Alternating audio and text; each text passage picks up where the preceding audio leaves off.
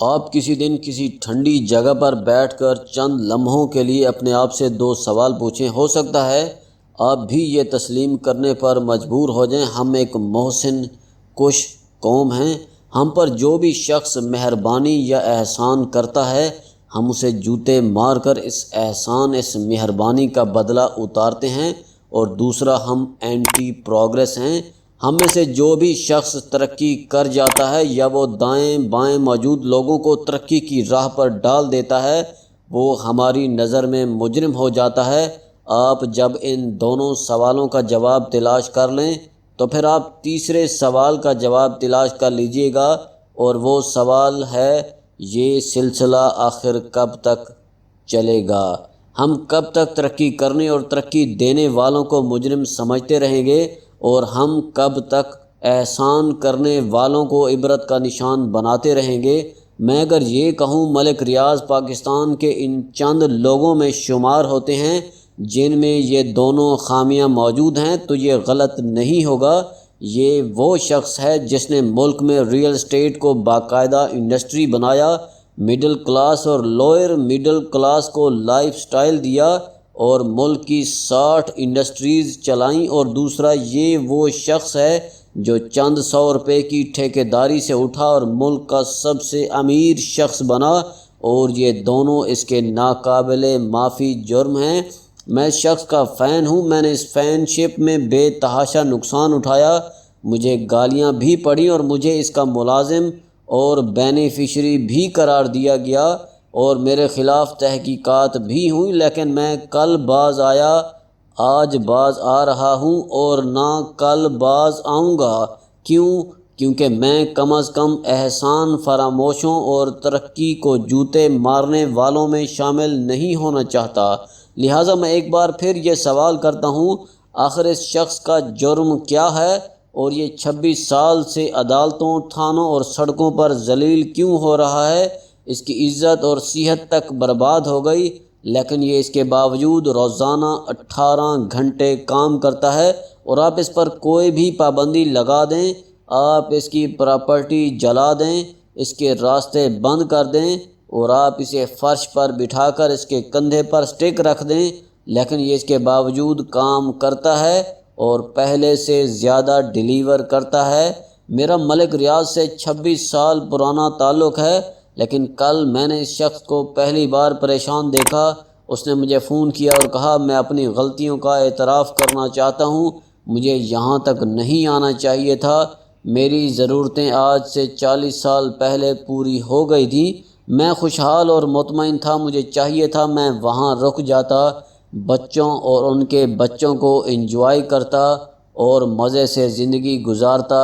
مجھے آگے سے آگے بڑھنے اور دوسرے لوگوں کے بارے میں سوچنے کی کیا ضرورت تھی؟ ملک ریاض کا کہنا تھا، کراچی میں بحریہ ٹاؤن کے دائیں بائیں 39 ہاؤسنگ سکیمیں ہیں۔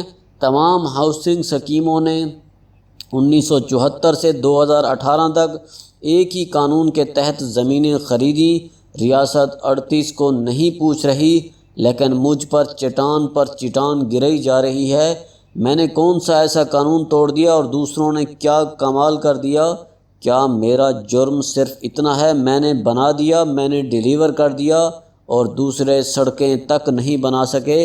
میں نے ان سے کہا، آپ لوگوں کی زمینوں پر کیوں قبضہ کر رہے ہیں؟ لوگ اپنی ملکیت نہیں چھوڑنا چاہتے، آپ انہیں کیوں بے دخل کر رہے ہیں؟ یہ فوراً بولے، صرف میں نہیں ہوں، 39 ہاؤسنگ سکیمیں ہیں، ان سب نے زمینیں خریدی اور قبضے لیے، لیکن احتجاج اور حملے صرف مجھ پر ہو رہے ہیں، باقی 38 سے کیوں نہیں پوچھا جا رہا؟ ہم نے اگر غلطی کی تو آپ تمام ہاؤسنگ سکیموں کی زمینیں کینسل کر دیں، سب بند کر دیں۔ آپ دوسری ہاؤسنگ سکیموں کی قیمتیں بڑھانے کے لیے مجھے کیوں ٹارگٹ کر رہے ہیں؟ دوسرا، یہ سارا علاقہ ویران تھا، یہاں پانی تھا، سڑک تھی، ہسپتال تھا اور نہ ہی سکول تھا۔ میں نے وہاں یہ ساری سہولیات پہنچائیں، لوگ کل تک گدھوں پر پانی ڈھو کر لاتے تھے، آج وہاں پانی بھی ہے اور لوگ گاڑیوں اور بنگلوں کے مالک بھی ہیں۔ ہم وہاں گئے تو یہ زمینیں مہنگی ہوئیں، ہم نہ جاتے تو آج بھی یہ زمینیں کوڑیوں کے بھاؤ بکتی، آپ ہم سے آدھ کلومیٹر دائیں بائیں چلے جائیں، آپ کو وہاں ریت اور بٹوں کے سوا کچھ نہیں ملتا۔ کل ہم اس جگہ کو بھی ڈیولپ کر لیں گے تو کل وہاں کے لوگ بھی ہم پر حملے شروع کر دیں گے۔ میں ہرگز یہ نہیں کہتا ملک ریاض درست کہہ رہے ہیں، یہ ہو سکتا ہے غلط ہوں، لیکن سوال یہ ہے ہم اس ملک میں ایک ہی بار فیصلے کیوں نہیں کر لیتے؟ ہاؤسنگ اگر حکومت یا ریاست اپنے ہاتھ میں رکھنا چاہتی ہے تو یہ پرائیویٹ کمپنیوں کو بین کر دے اور خود بنائے اور خود چلائے، اور اگر یہ حکومت کے بس کی بات نہیں تو پھر یہ سسٹم بنا دے اور تمام سٹیک ہولڈرز کو برابر موقع فراہم کر دے۔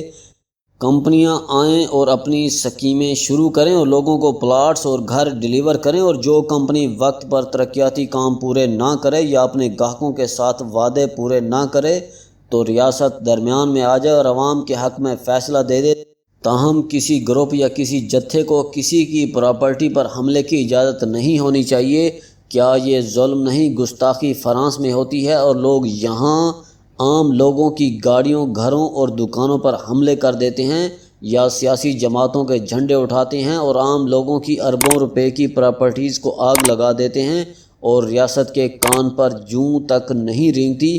آپ کو میاں جاوید لطیف یاد ہوں گے، یہ کس بات کی سزا بھگت رہے ہیں؟ انہوں نے 12 مارچ کو ٹیلی ویژن شو میں کہا تھا اگر خدا نخواستہ مریم نواز شریف کو کچھ ہوا تو ہم پاکستان کھپے کا نعرہ نہیں لگائیں گے۔ یہ آج غداری کے کیس میں جیل میں ہیں، لیکن 6 جون کو سارا دن ہجوم سندھ ترقی پسند پارٹی، جی اے سندھ، قومی محاذ اور national federation of trade union کے جھنڈے اٹھا کر پلازے جلاتا، شیشے توڑتا اور گاڑیوں کو آگ لگاتا اور پاکستان نہ کھپے کے نعرے لگاتا رہا، لیکن ہم خاموش بیٹھے رہے۔ کیوں؟ آخر کیوں؟ کیا ترقی کرنا، پروجیکٹس بنانا، ڈیولپ کرنا، لوگوں کا لائف سٹائل امپروو کرنا اور دوسرے صوبوں میں کام کرنا اتنا بڑا جرم ہے؟ لوگ آئیں اور چند لمحوں میں لوگوں کی عمر بھر کی کمائی برباد کر کے گھر چلے جائیں اور ریاست تماشائی بن کر دیکھتی رہے؟ کیا ملک ریاض جیسے لوگوں کو کام نہیں کرنا چاہیے؟ آپ یقین کریں یہ شخص اگر کسی ترقی یافتہ ملک میں ہوتا تو یہ آج بل گیٹس کی طرح سیلیبریٹی ہوتا، لیکن ہم نے اسے اس ملک میں گبر سنگھ بنا دیا ہے، یہ مندر کا گھنٹا بن کر رہ گیا ہے۔ ملک میں جو بھی حکومت آتی ہے اسے بجانا شروع کر دیتی ہے اور نقصان عام آدمی کا ہوتا ہے۔ سپریم کورٹ نے سن 2018 میں جب بحریہ ٹاؤن کراچی کے خلاف سو موٹو لیا تھا تو آپ ملک میں ریئل اسٹیٹ کی پروگرس دیکھ لیں۔ کراچی میں نیا شہر بن رہا تھا اور لوگ دہشت، سٹریٹ کرائمز اور کچرے سے نکل کر صاف ستھرے ماحول میں آباد ہو رہے تھے۔ کراچی کی معاشی سرگرمیوں میں بھی کرنٹ دوڑ رہا تھا، لیکن سپریم کورٹ کی کارروائی سے ریئل اسٹیٹ کی ساری مارکیٹ کریش کر گئی اور لوگوں کے کھربوں روپے ڈوب گئے۔ حکومت آج ایڑی چوٹی کا زور لگا کر اور تین ایمنسٹی اسکیمیں دے کر بھی اس مارکیٹ کو زندہ نہیں کر پا رہی۔ ہم نے آخر اس انصاف، اس احتساب سے کیا حاصل کر لیا؟ اربوں روپے کا ٹیکس گیا، لوگوں کی کھربوں روپے کی جمع پونجی گئی اور معاشی سرگرمیوں کو ریورس گیئر لگ گیا۔ کیا یہ عقل مندی تھی؟ ہم ایک طرف دنیا بھر کے سرمایہ کاروں کو پاکستان میں سرمایہ کاری کی دعوت دیتے ہیں، ہم اوورسیز پاکستانیوں کو بھی تحریک دیتے ہیں آپ آئیں اور اپنے ملک میں سرمایہ کاری کریں، لیکن دوسری طرف جو لوگ سرمایہ کاری کر لیتے ہیں ہجوم ان کی پراپرٹی ڈنڈوں سے کچل دیتا ہے اور ریاست چوں بھی نہیں کرتی۔ ہم ایک طرف لوگوں سے کہتے ہیں آپ کام کریں، آپ سرمایہ کاری کریں، اور دوسری طرف جو لوگ اپنی جمع پونجی لگا بیٹھتے ہیں، جو کام کر لیتے ہیں، ہم انہیں عدالتوں، تھانوں اور جیلوں میں ذلیل کر کے رکھ دیتے ہیں، اور اگر ڈیلیور کرنے والے اس کے بعد بھی سروائیو کر جائیں تو ہم انہیں اس طرح ہجوم کے حوالے کر دیتے ہیں۔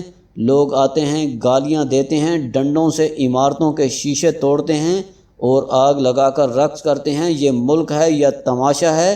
کراچی میں آج بھی سینکڑوں ایسے بزنس مین ہیں جو کام کراچی میں کرتے ہیں لیکن رہتے دبئی میں ہیں۔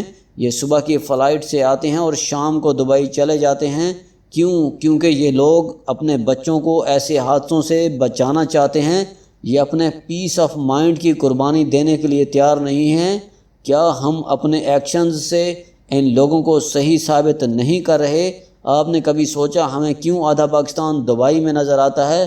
کیونکہ غیر ملک ہونے کے باوجود وہاں لوگوں کی پراپرٹی اور جان دونوں محفوظ ہیں، جبکہ ہم نے اس ملک کو اکھاڑا بنا کر رکھ دیا ہے، لہٰذا آپ لوگوں کو تحفظ دیں، انہیں کام کرنے دیں، یا پھر کسی دن ملک میں کام کرنے والے تمام لوگوں کو اکٹھا کر کے ایک ہی بار پھانسی دے دیں، تاکہ کم از کم یہ روز روز کی بک بک ختم ہو، ترقی، خوشحالی اور معاشی استحکام کی بکواس ایک ہی بار بند ہو جائے اور لوگ اپنی جہالت کو اپنا مقدر سمجھ کر مزے سے زندگی گزاریں اور بات ختم۔